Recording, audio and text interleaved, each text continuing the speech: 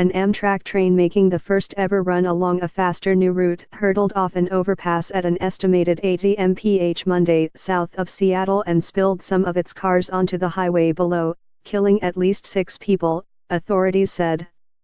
77 passengers and 5 crew members were aboard when the train derailed. At least 50 people were hospitalized, more than a dozen with critical or serious injuries, authorities said. An official briefed on the investigation told the Associated Press that preliminary signs indicate that Train 501 may have struck something before going off the track about 40 miles south of Seattle. The official was not authorized to discuss the investigation publicly and spoke on the condition of anonymity. The Pierce County Sheriff's Office said several vehicles on Interstate 5 were struck by falling train cars and multiple motorists were injured. No fatalities of motorists were reported. In a radio transmission immediately after the accident, the conductor can be heard saying the train was coming around a corner and was crossing a bridge that passed over Interstate 5 when it derailed. Dispatch audio also indicated that the engineer survived with bleeding from the head and both eyes swollen shut. "I am still figuring that out. We've got cars everywhere and down onto the highway," he tells the dispatcher, who asks if everyone is okay. Alexander Christensen, a 24-year-old exchange student at the University of Washington from Copenhagen, was going to Portland to visit the city for the day. "I was just coming out of the bathroom when the accident happened. My car just started shaking really, really badly. Things were falling off the shelf.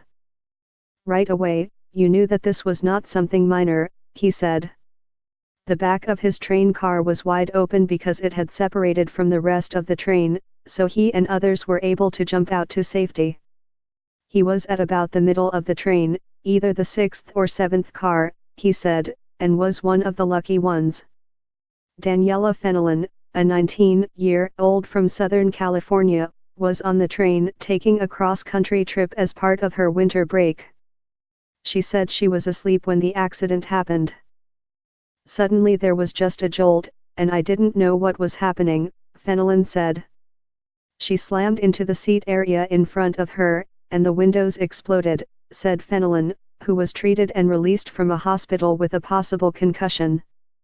Drive Nathan Selden, a neurosurgeon at the Oregon Health and Science University in Portland, said he and his son drove through the accident scene while traveling north to visit Seattle. The doctor asked if he could help and was ushered to a medical triage tent in the highway median. The most seriously injured had already been whisked away, but the patients he helped appeared to have open head wounds and skull, pelvic or leg fractures, as well as small cuts and neck sprains, he said. He called it a miracle that an infant child he saw from the scene appeared completely unharmed.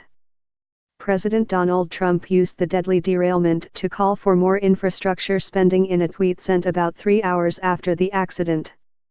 He said the wreck shows more than ever why our soon-to-be submitted infrastructure plan must be approved quickly. The accident happened on a newly completed bypass.